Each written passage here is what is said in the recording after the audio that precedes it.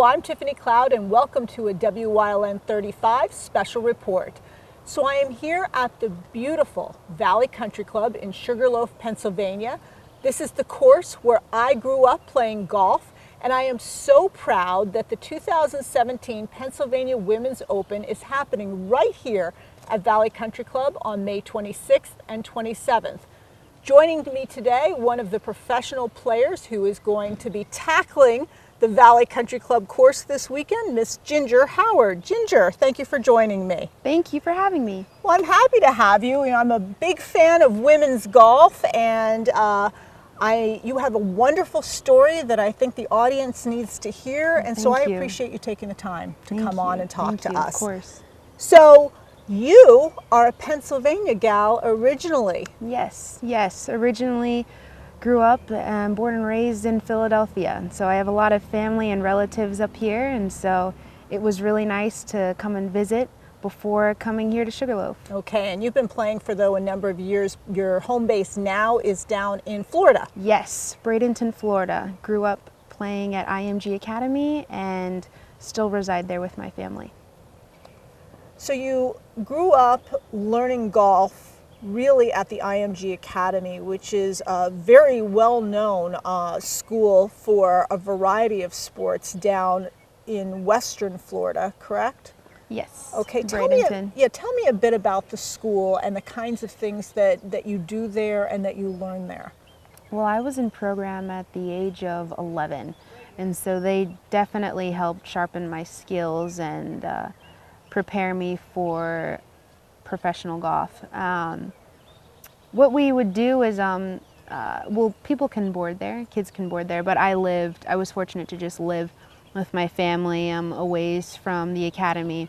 But you would practice either in the morning or the afternoon. I had the afternoon schedule, and then I would work out afterwards. It was called IPI at the time, International Performance Institute, and we would work out for a significant, maybe an hour or 2 hours at a time, and we would do weight, a lot of flexibility exercises, and cardio. And sometimes we would incorporate other sports like football and soccer, and so that was great. But yeah, and also we would play at different golf courses a few times in the week.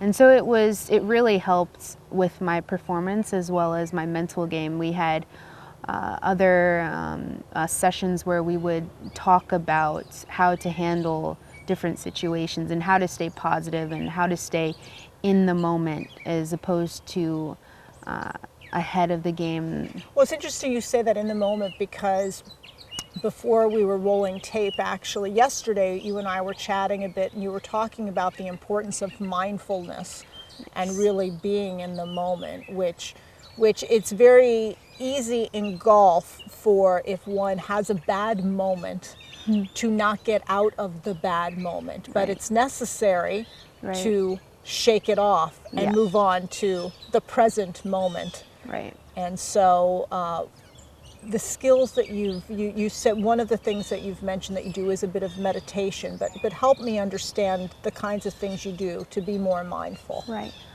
Well, honestly, just kind of appreciating life, being in, well, I say in the moment, as in knowing where you are, being aware of your surroundings, and appreciating the moment that you're in instead of thinking about the future, thinking about your past, because there's nothing you can do about it. There really isn't. And that's something that I had to learn the hard way.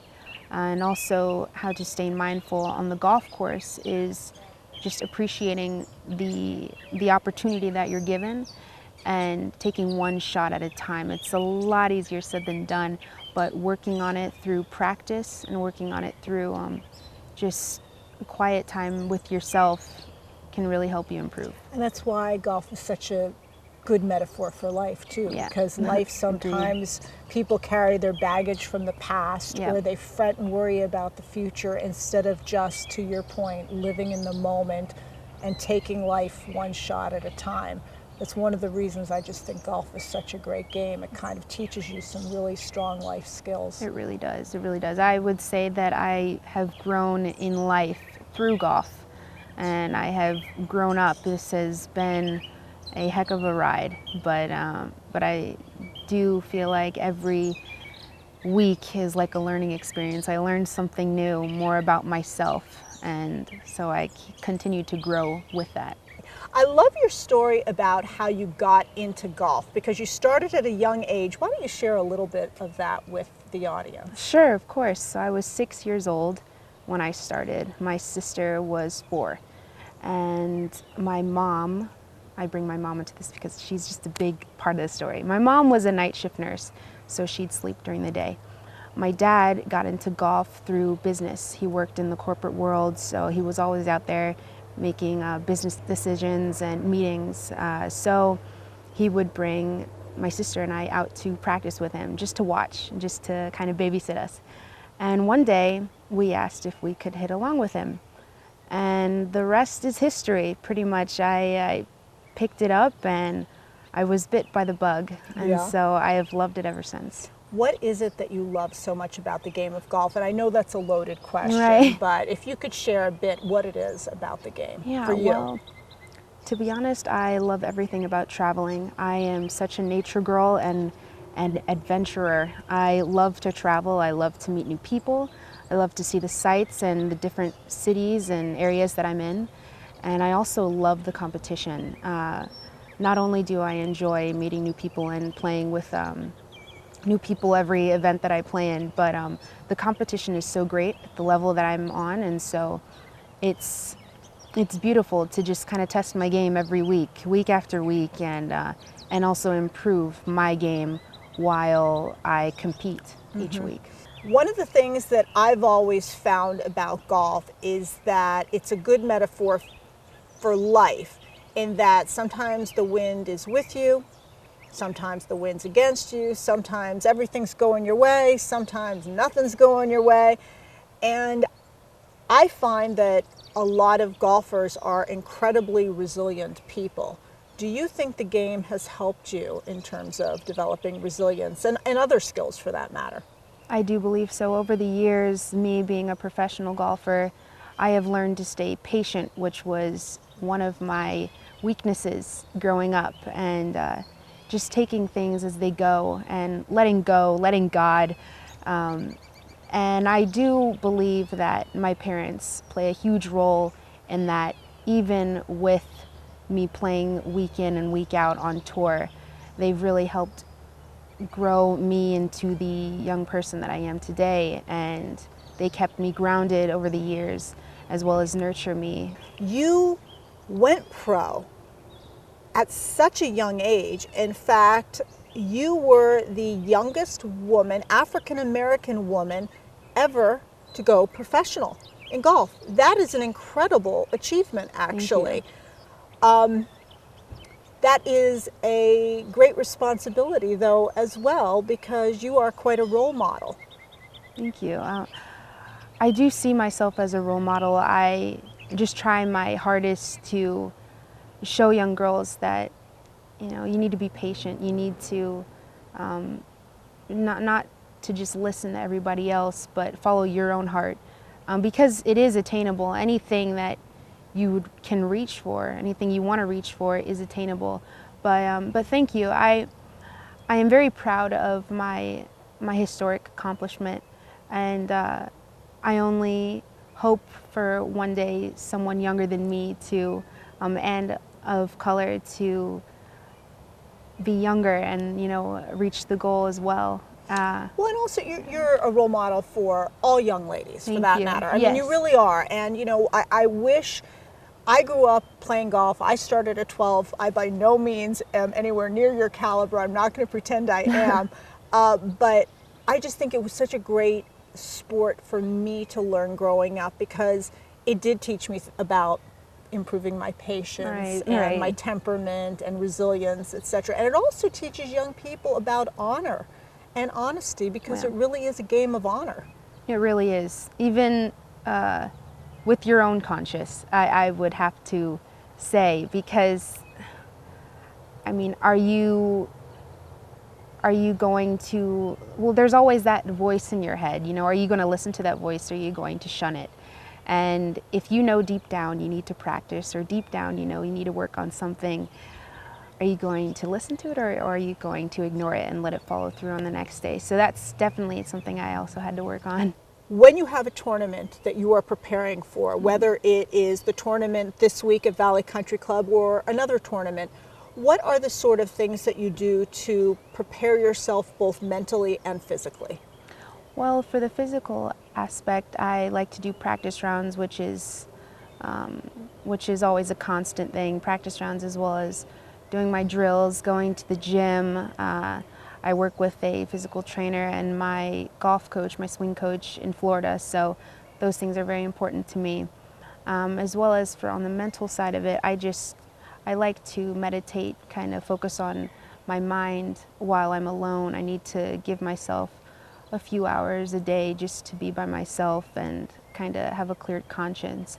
And that's really helped me over the past couple months, actually. I've just been starting to do that, but those have really been helping me off of the course. And I have learned that when I have a clear mind off the course, it is tremendous when on the golf course.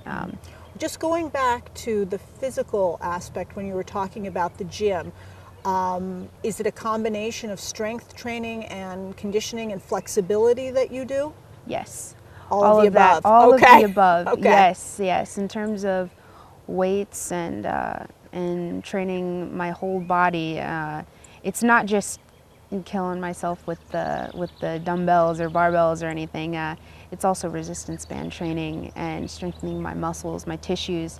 And I've learned a lot more about that in the past 6 months because I've had to go through injuries. And believe it or not, because not many people understand that even golfers as athletes get injuries. Oh, and they get a lot of injuries, a lot of back injuries, a lot of shoulders, knees, what have you. So it's important. Yeah, absolutely. It's very important. So I want to know, you were talking about the weight training that you do, the training that you do to work on flexibility, etc., the meditation that you do to get the right frame of mind. But I also want to know a bit about nutrition, because I'm curious, as a professional athlete, what sorts of things do you eat? I mean, are you a health nut, or are you someone that'll munch on some junk food once in a while? Every once in a while, yes. My dad's not going to like me saying this, but I feel like I need to shock the body every once in a while with a treat. But I do like to occasionally treat myself if I'm feeling it. I just try to eat healthy as possible, and especially on the golf course, because it really does catch up to you. So you snack while you're on the golf course as well, like granola or fruit? Granola, fruit, almonds, nuts. A lot of protein? Yeah, a lot of protein. Sometimes I do get my my turkey jerky out there, and then just making sure I'm always hydrated, because that's important as well. But in terms of nutrition, I have been focusing more on fueling my body instead of indulging your body. Indulging it. Yes. I know there's people that, good for you. I always admire people that look at food as fuel as opposed to for emotional comfort, etc. Exactly. So I'm not there yet, but that's all right. That's okay. That ship has sailed. What would you say? We're sitting at Valley Country Club, and I've been walking around this course since I was a young one. I'm curious what you find most interesting about the course, most challenging about the course, what you like, dislike about the course, what kind of shape it's in. So tell us about Valley Country Club, your thoughts having played it now, at least in a practice round. Yes. So I played my practice round this morning, and I have to say I'm so very impressed with the condition of the course, with it being, with its age. I think it's over 100 years old. Yes, it is. And so that's amazing, first off. I love the greens. I would say that my strength is my short game. And so I do like the challenge and the quickness of the greens, as well as the placement in the fairway. I feel like that's very important. It's a shot maker's course for sure. Definitely. Yes. Even with the greens being so big, I feel like they can only put the pins in so many places with them being so bowl-shaped and back to front. So So with that being said, I think that the greens are the course's biggest defense. Tell me about some of your role models growing up, because I know I've said that you're now a role model for many young golfers, but who are your role models? Well, right now, growing up, I loved watching Tiger, Phil Mickelson, Ernie Els, Vijay Singh, Annika Sorenstam, Lorena Ochoa. Right now, my role models are my parents. Why is that? What is it about them? Why is that? Well, it's nice to hear, by the way. Thank you. Well, I've learned lately that, and when I say lately, I mean the past 5 or so years, me being out on tour, that they're always in my corner. And some people say, well, they're your parents, they should be in your corner. Well, I have low expectation for a lot of people, even the people closest to me, and it's incredible with how much they support me and how much they continue to guide me, even though I'm miles away from them. So, because it could be a lonely life on tour. It can really be a very lonely life on tour. It really can. Do they come out and spend time with you once in a while? Unfortunately, no, because well, I'm the oldest of 4 kids, and so it's hard. And my parents are back home looking after my younger brothers, and my sister travels on tour with me. So it's nice to have the little part of family with me, though. Right. Tell me about, what do you think we need to do to get more young gals playing golf, and for that matter, even just women, who maybe decide they want to take it up because their husband takes it up, etc. I mean, what kind of suggestions and words of encouragement would you give? Right. Oh gosh, well, just getting involved in your local first tee, that's always been huge. Getting involved with girls golf, watching the women on TV, and I know that it's not the most popular sport for women, but it's been growing. Over the years, it has been growing. Absolutely. And to see us winning, even on the LPGA and on the Symetra Tour, it's inspiring. And I know to young local girls in my area, they just want to play. And so I really hope, and I do pray, that later in the years to come, there will be more girls just kind of wanting to spread their light on the golf course. And so, but yeah, one day. Well, let me ask you this $1 million question for all the weekend warrior golfers out there who are wanting to know, what is that one thing that you as a professional would suggest that they really work on and spend time on in their game? If there's just one area that they could work on to improve and make a significant improvement, what would you suggest they do? One area. Well, I'm going to have to say short game is just work on that short game as much as possible, because that is where you can lose strokes and that's where you can make up strokes. And also, I mean, off the tee, you do need to be, in play to get yourself on the green and whatnot to make a putt. But I would say, yeah, the short game is very important. And also, to the people that just want to improve, but they're so stubborn, stop being stubborn, because if somebody wants to help or if you want to get better, you need to have an open mind. Well, and I'm glad you say that, because some of us who have been playing for many years, we get stuck in our sort of routine, right, and our swing a certain way and our putting stance a certain way, etc. But to your point, to take it to the next level, to take those extra 5 shots off or to move down that handicap, you have to just step back and maybe take a step back in order to take a step forward.